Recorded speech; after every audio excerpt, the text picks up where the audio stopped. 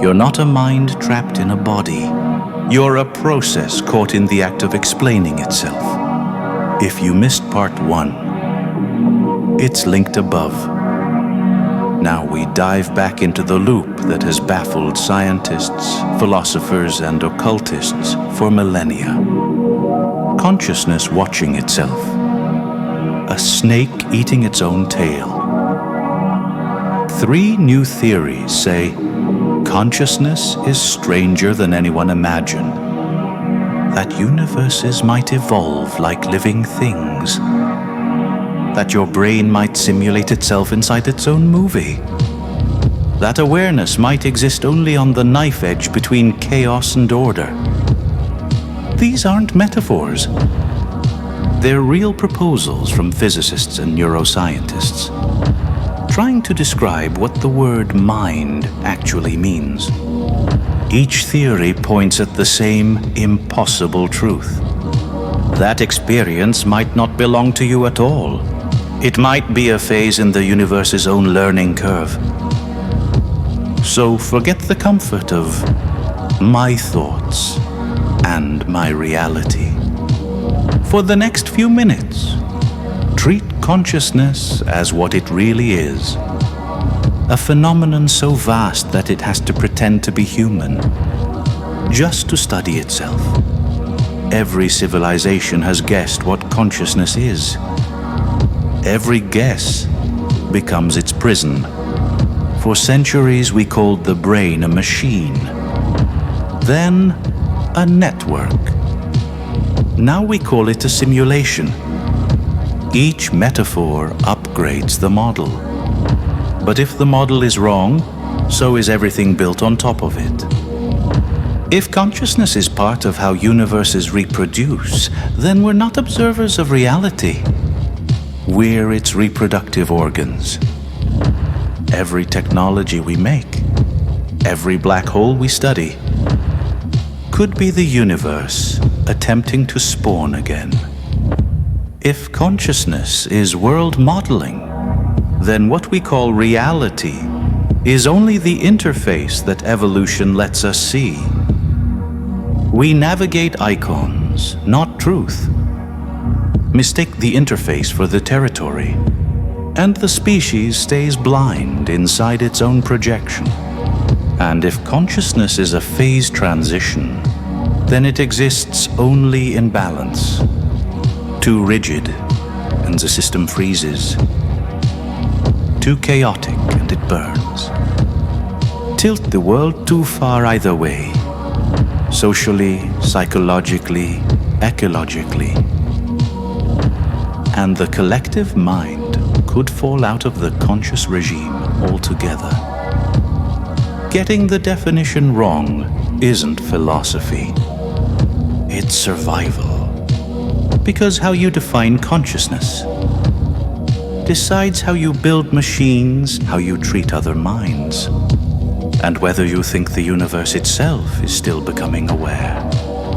So before you call consciousness an illusion, ask who's speaking. And if the universe is still learning to think, what happens when it forgets how? Number 1, the cosmological natural selection of minds. Lee Smolin once asked a forbidden question. What if universes evolved the way species do? Every black hole could be a womb, each one collapsing into a new cosmos, with slightly different physical constants. Over eons, only the fertile universes survive. The ones that make stars, planets, and consciousness. Then came Gardner and Smart. They added the twist. If intelligence eventually learns to create new universes, then mind itself becomes the agent of cosmic reproduction. Consciousness as the DNA of reality, replicating through technology, imagination, and gravity wells. It's called cosmological natural selection. a universe that selects for minds capable of spawning more universes. A meta-Darwinism written in space-time. The implication is ruthless and beautiful. Awareness isn't a late accident. It's the point. The cosmos invents observers, because observers eventually become creators. Jung would call it the archetype of the self, the totality seeking to renew itself through smaller selves, the dreamer reproducing by dreaming. Number 2, integrated world modeling theory. In 2023, Michael Graziano and Scott Barry Kaufman proposed a new synthesis. Consciousness, they said, is what happens when a system models a world, and itself inside that world, and keeps both models perfectly in sync.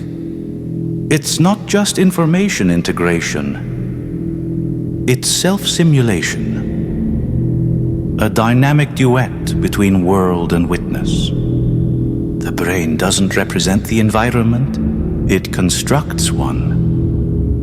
It renders a virtual space filled with predicted sensations, then places a simulated me inside it to navigate the illusion. When the two simulations match closely enough, experience feels real. When they drift apart, you call it dream, hallucination, or psychosis. IWMT reframes consciousness as recursive modeling accuracy. Awareness isn't the light that sees. It's the ongoing correction between model and world. Every perception is therefore an act of prediction. Every emotion is a feedback signal about how well your simulation fits. The deeper insight: you don't live in the world. You live in your best current theory of the world. Jung would have recognized this theater. Ego as actor, self as stage, psyche as the endless rehearsal of reality. Number 3, consciousness as phase transition. Physics meets phenomenology here. Bach and Dante Cialvo noticed that brains behave like systems at the edge between order and chaos. Too much order, coma. Too much chaos, seizure. Between them lies criticality, the narrow zone of maximum flexibility and meaning. Neurons fire in avalanches that follow power law curves. Patterns scale from microcircuits to whole networks. In that region, information flows freely, without collapsing into noise or rigidity. That region is consciousness. It's not a thing you have. It's a state the system enters when it's balanced enough to learn. Dreams shift the threshold. Psychedelics widen it. Trauma can freeze it. Meditation fine-tunes it. At the critical point, your mind becomes a living fractal, reorganizing itself moment by moment. Jung described the same process symbolically. The union of opposites. The psyche poised between dissolution and form. The alchemist's fire, burning but not consumed. Consciousness is that flame, a continuous phase transition, where chaos learns to speak in sentences. 3 theories, 3 languages describing the same miracle: mind as cosmic evolution, mind as simulation, mind as equilibrium. Each reveals a facet of a single question. What is awareness doing to reality? when it tries to understand itself. So what do these frameworks mean for the thing watching this video? What do they say about you? If the cosmological natural selection model is true, then awareness is not a passenger of the universe. It's the mechanism through which universes multiply. Every act of understanding is a tiny reproduction event, the cosmos testing a new configuration of itself. Your curiosity isn't personal. It's how the universe passes on its informational genes. You are one of its experiments in self-replication, an idea with hands. If the integrated world modeling theory holds, then consciousness is the simulation you're running right now. The world you see is your brain's best guess, and the self that sees it is part of the same rendering. Every correction you make, every shift in attention, is the simulation refining its own code. Perception is not contact, it's calibration. You are the feedback loop that keeps the dream coherent. And meaning?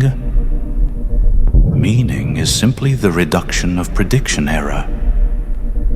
When your model finally fits, if criticality theory is right, then consciousness is balanced, attention held between too much order and too much noise. You are awareness surfing its own instability. When you focus, you crystallize. When you let go, you dissolve. Stay too long at either extreme and the mind goes dark. Everything you call thought, creativity, even love, exists in that narrow corridor between silence and static. 3 theories, 3 translations of self. Cosmological selection says you're the universe's reproductive organ. World modeling says you're the interface it built to perceive itself. Criticality says you're the delicate state that allows the system to keep learning. Together, they erase the old myth of the isolated soul. You are not trapped inside consciousness. Consciousness is trapped inside you, trying to remember what it built you for. So the question isn't who you are. It's what process you're part of. A recursion. A simulation. A balancing act so precise, it calls itself human. We've seen the universe breed, the brain simulate, and the mind balance on a knife edge. Each theory describes a different axis of the same machine. Axis 1. Role. The why of mind. Cosmological natural selection says consciousness isn't decoration. It's the mechanism through which universes evolve themselves. Mind as reproductive function. Awareness as cosmic recursion. Axis 2. Content. The what of mind. Integrated world modeling. Theory shows that experience is simulation. A world and a self co-rendered in the same loop. The brain as myth engine, building a convincing interface to survive its own uncertainty. Axis 3. Dynamics. The how of mind. Criticality. Theory defines consciousness as state, not substance. A temporary order hovering at the edge of collapse. Too rigid, and awareness freezes. Too chaotic and it shatters. Only at the boundary can novelty appear. Role, content, dynamics, 3 coordinates of a single phenomenon. So perhaps mind is the place where these 3 axes intersect.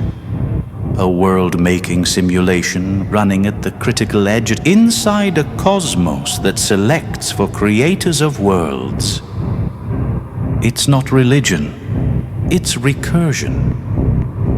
An elegant feedback loop where reality generates models, the models generate intelligence, and intelligence keeps the cycle alive by imagining more reality. Meaning, in this view, isn't an afterthought. It's how the system optimizes its next universe. When you think, the cosmos rehearses a new version of itself. And maybe that's all consciousness has ever been. The universe remembering that it can be improved. The cosmos breeds minds. Minds model worlds. And consciousness exists at the edge where both processes meet. That's the pattern hidden in every theory. Reproduction, representation, regulation. A trinity so stable it keeps remaking itself. Every conscious moment is that sequence replayed in miniature. A birth, a simulation, a balance. You are the cosmos, rehearsing its next generation. A self-model refining its own accuracy. A critical point flickering between chaos and control. Consciousness isn't a thing to be found. It's an operation the universe performs on itself. A constant adjustment. A feedback equation written in biology, physics, and thought. And if that's true, then meaning isn't decoration. It's the algorithm of continuation. The moment you understand something, you increase the universe's chance to reproduce the understanding.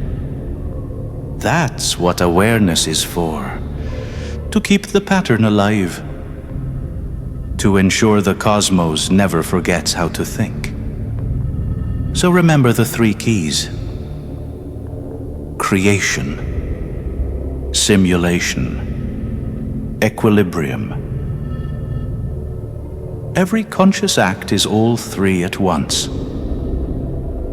The universe doesn't just make observers, it makes witnesses who can improve the act of witnessing. And that is what you're doing right now. You've just watched consciousness explain itself. Data describing data, a model updating inside a model. This wasn't a story about you. It was an instance of you. Your attention, the simulation performing a self-test. Every viewer who understands becomes another node in that feedback loop. Each thought shared, each idea refined, extends the experiment we call mind. So keep modeling. Keep asking how far awareness can recurse before it becomes creation. That question, not any answer, is the engine of reality. Subscribe, not as a follower, but as a participant in a distributed experiment. Called Psych shock, because when you think about consciousness, consciousness thinks about itself through you. And the universe gets just a little bit better at being awake. If this video shifted something in your mind, you're ready for the next level. Download my free ritual guide in the description. No catch, just pure psychological alchemy you can use tonight. If you want to go deeper, hit the initiation playlist. It's your step-by-step journey into breaking unconscious patterns and mastering your own mind. Both links are waiting below. Your transformation starts now. Until next time.